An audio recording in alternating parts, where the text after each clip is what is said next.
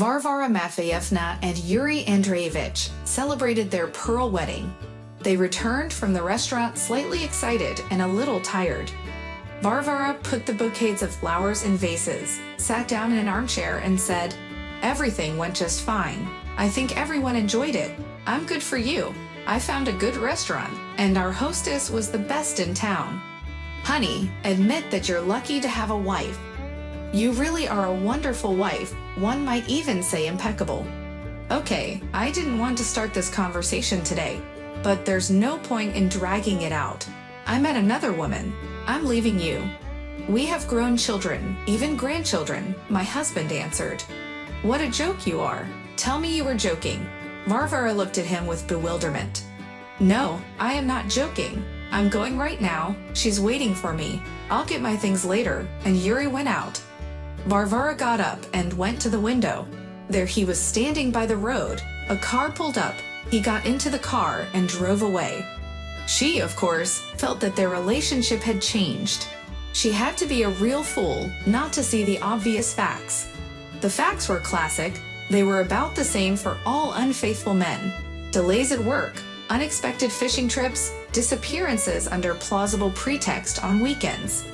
Her husband went to sleep in another room long ago, under the pretext that he could not sleep late, tossing and turning, often getting up at night, and would only disturb her.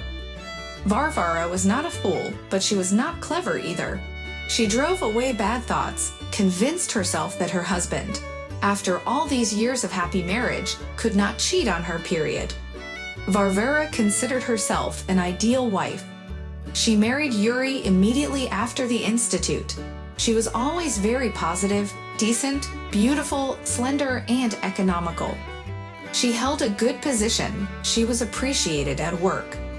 She gave birth to and raised a son and daughter to be decent people. Her children and grandchildren loved her.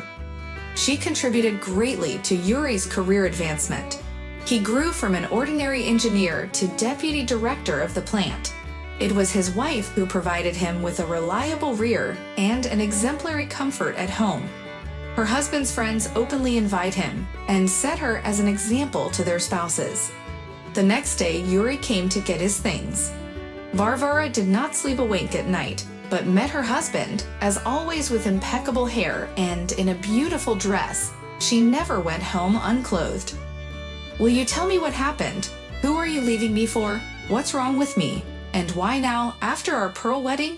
she asked in an almost calm voice. "You see, I am tired of existing so many years next to such perfection as you. You're too right. I've been afraid of doing something wrong all my life. Everything in our family was perfect, and there was just no human warmth or true intimacy between us. I kept waiting for it to come, but it didn't. It's hard to live with someone as perfect and flawless as you in every way.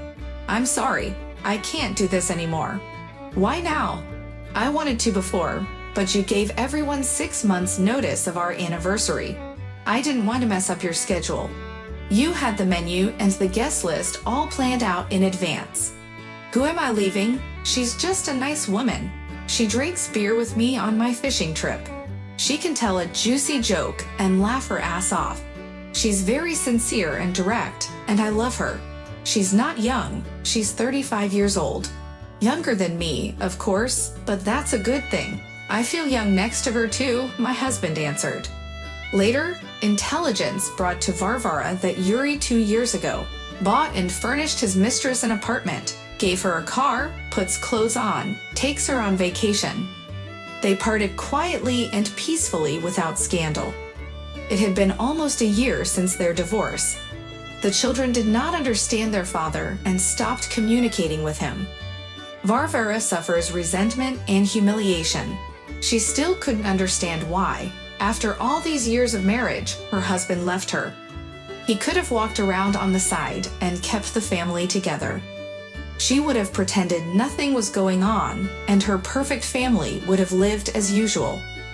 No, he had to ruin it. Ungrateful. Go figure those men out. A bad wife is no good. A perfect wife is bad too.